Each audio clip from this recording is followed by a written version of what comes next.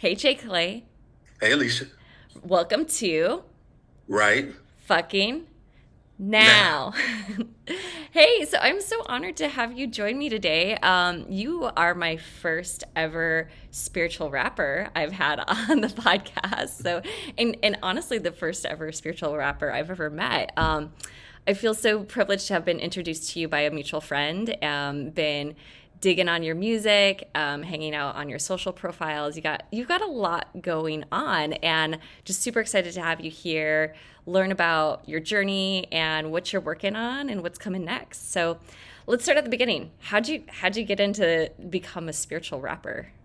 Ooh, it was when I look back, it was a lifelong journey. But to keep it simple, I was a regular rapper, I call it an egoic rapper, trying to make it since maybe college. Had some successes, had a lot of failures. Each failure was like very, very devastating, but unexplained. Like it had nothing to do with me, so I thought. And so it always called me to just look within, like, what am I doing wrong? Am I admitting something that's saying like don't succeed? And each time it was like I would learn more spiritually. Then somewhere along the way, I came across A Course in Miracles, which is a book that's said to be channeled by Jesus. I believe so. Just it has so much profound knowledge and wisdom, and it started to fill the gaps of the questions I couldn't answer myself spiritually, and it made sense. And when I started to apply the knowledge, I was like, this actually works. I'm feeling better. I'm getting happier. Everyone in my environment is getting happier just by me stepping into this knowledge and displaying it. And I knew from that moment on, I couldn't make the same type of music. So I had Mm. quality songs that I thought were hits that I was like, I can't release this because I'm co-creating my environment, and that which I give, I receive. And not that the songs Mm. were necessarily bad. It's just that they may have sowed some seeds of doubt, or it sowed some Mm. seeds of worry, or that maybe I was better than someone else. So just something that I wouldn't want to replay in my subconscious, so I wouldn't do that to others. That's okay. So you said a few key things here. You went from devastation to happy, right? Devastation to happier. And you found a lot of answers for this journey from devastation to happier in the Course of Miracles. What were some of the major takeaways that you were able to practically apply to your worldview, how you move through reality, etc.? So one thing is the understanding of oneness. Like Mm. you hear it all the time. We're all one. We're all one. But like, what does that actually mean? And I got to see firsthand, for example, that like we're mirror images to each other. What I bring into this situation, you will mirror unless you are very conscious and aware that you won't necessarily be affected by another's energy. And I was kind of going on autopilot like that. I thought circumstances happened to me. I didn't know that I could kind of almost transcend all of it. Like if I lead with love, since everyone at their core is love, that version of them will meet me. Now, if I come with hate, you might mirror that hate to me again, unless you're already conscious that you are love. And so you wouldn't, and then I would learn a lesson from you, so to speak. But Mm. that core concept of that we are love and that we can bring that to every situation so that no matter what situation we're in, no matter how grim it looks, it can be a beautiful situation. Mm-hmm. I you said that idea of transcend it all, right? And I think that that's such a powerful word, but can kind of have different meanings or different weights to it, right? I guess how do you think about that word transcending, or how does that apply in your experience? It's to me, it's almost like a letting go, but rising above.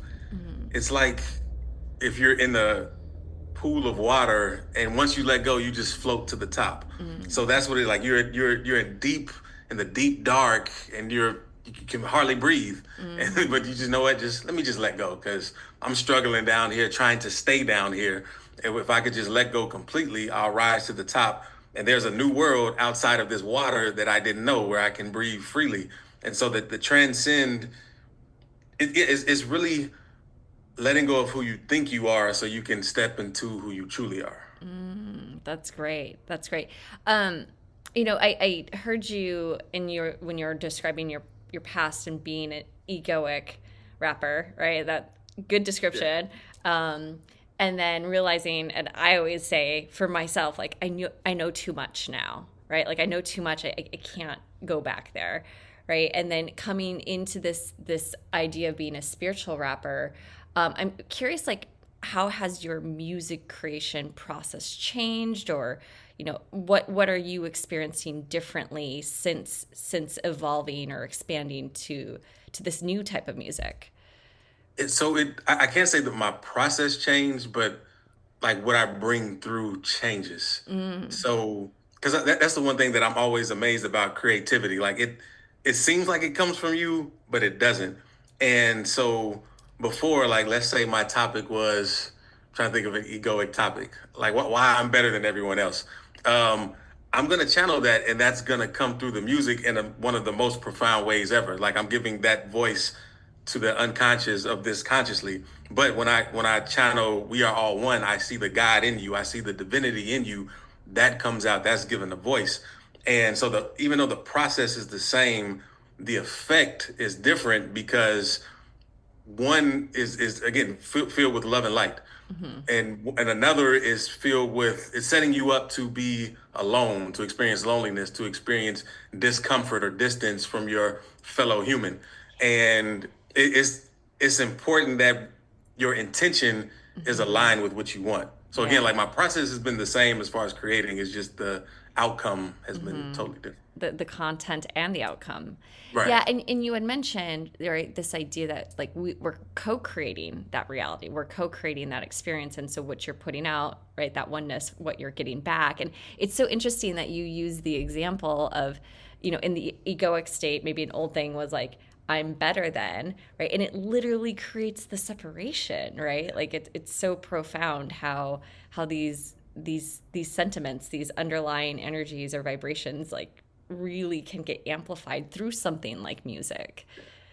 So, And like I remember sometimes I might say something like, "Man, people don't understand. They won't ever understand." And again, I'm sowing those seeds. I'm creating that vibration that I'm in. So when I talk to people, they don't understand, but then I'm getting mad about it, even though what I said will happen is happening. I'm getting what I wanted, and it's like, mhm. well, let me change what I want. People will understand. People will get it. People will see the love and light and shy away from all the stuff that they don't want. Mhm. So, how are you experiencing different responses? Are people understanding? Are you getting any different reflections back in the environment, in the mirror of reality? They are like I'm shocked at how well receptive people are to these concepts and just this state of being of love. Like I've had people call me like I'm the most positive person they know, and just other stuff. People have even said I'm not even human. Someone told me that yesterday. Are you human? Because you just seem like you're in a different world, Mhm. and in a way I am. But it's Mhm. but it's like you can come to this world too. You don't have to Mhm. be stuck in the world of struggle. You don't have to be stuck in the world of fear, doubt, worry. Like you can cross over. It looks the same, but it Mhm. looks totally different. Yeah, for sure. So, how long ago was it that you encountered the Course of Miracles? 2018. Okay, so we're looking at 7-ish years ago. Yeah. Um, did you have along, in the past 7 years, did you have any kind of profound moments or ahas where you're like, wait, this does work, or this is real, or was it a more gradual thing for you, or what did that look like?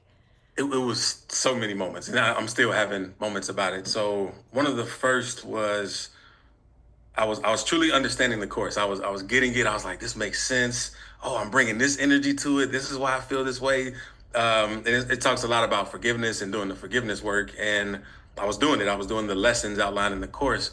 And then there was this week where I just felt down. I felt Mm. sad. I felt detached.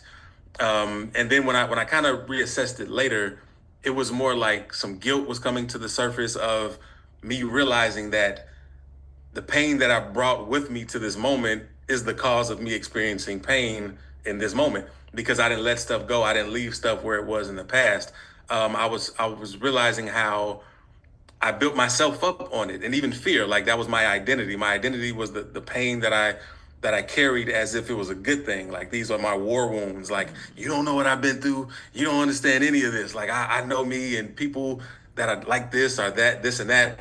And I had my whole identity built in that, but I understood how it wasn't true.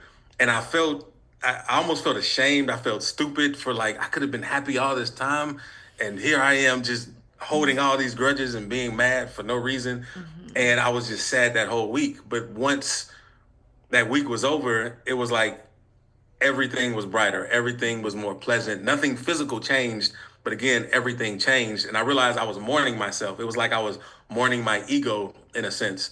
I've heard people refer to it as an ego death. And that's not to say I don't have an ego, Mm-hmm. but my ego might be 10 minutes long versus 100 years long. You know, like Mm-hmm.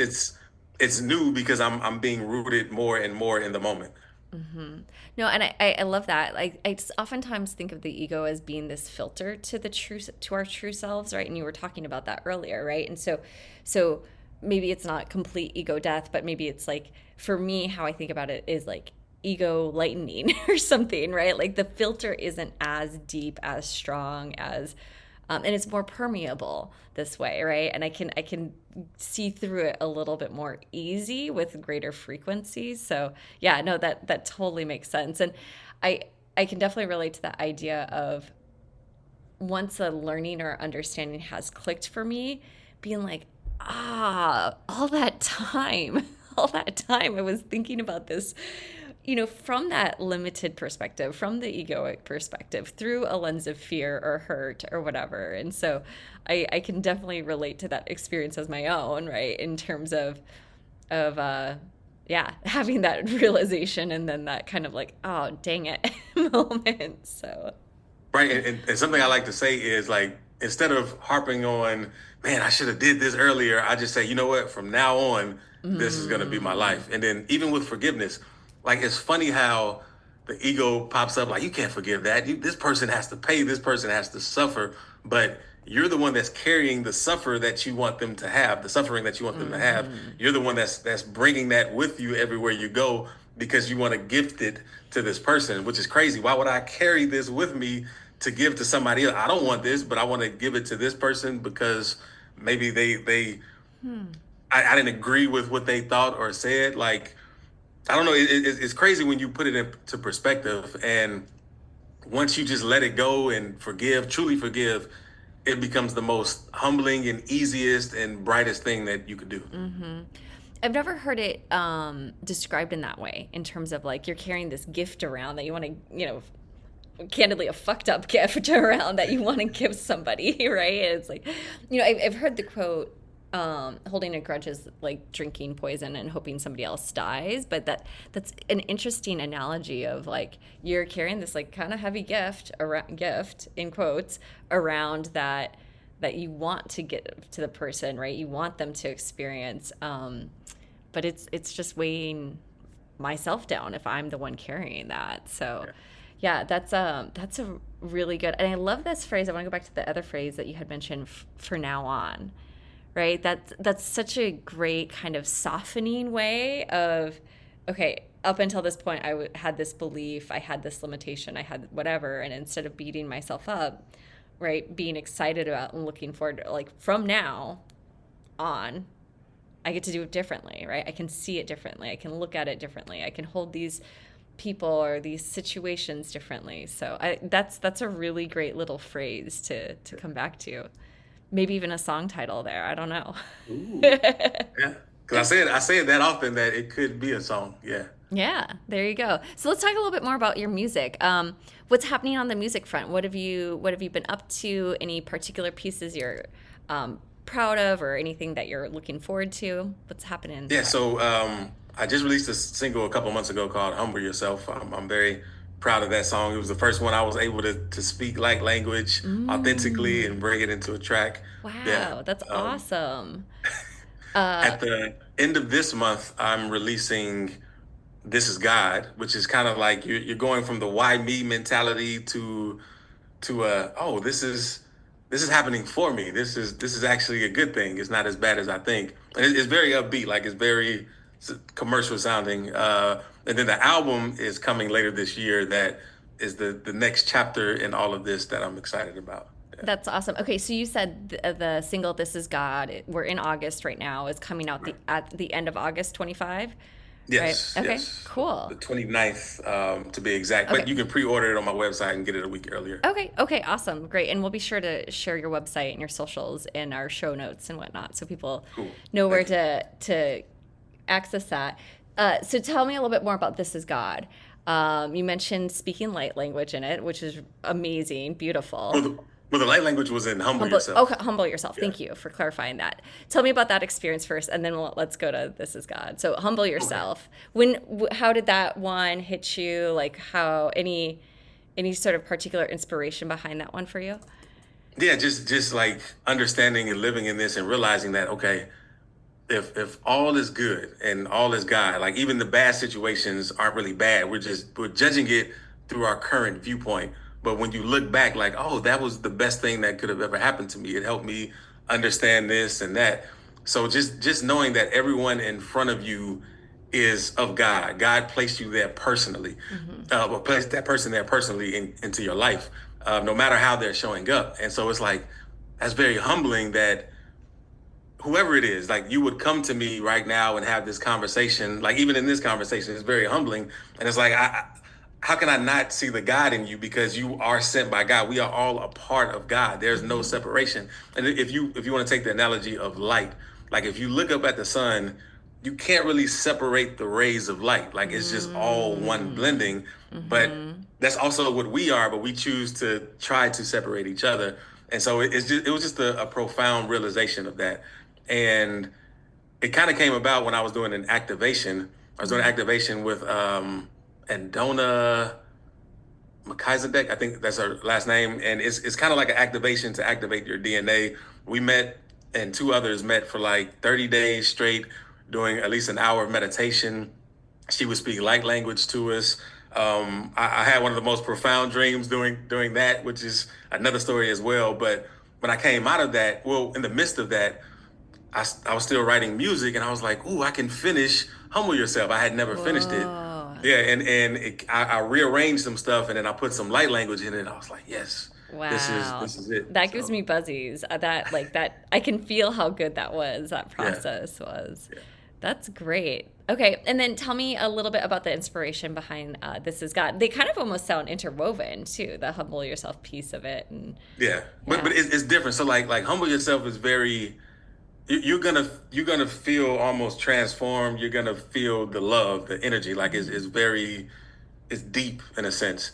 And then This Is God is more lighthearted. It's like you're gonna dance to it. You're like, man, I'm dancing to This Is God. This is crazy. But Mhm. you're gonna understand the message. You're gonna feel it. It's like a very commercial, beautiful song. Cool. Yeah, Oh my goodness, I can't wait to hear it. It'll be yeah. super exciting to have that come out. So August 29th, end of this month, it'll be available.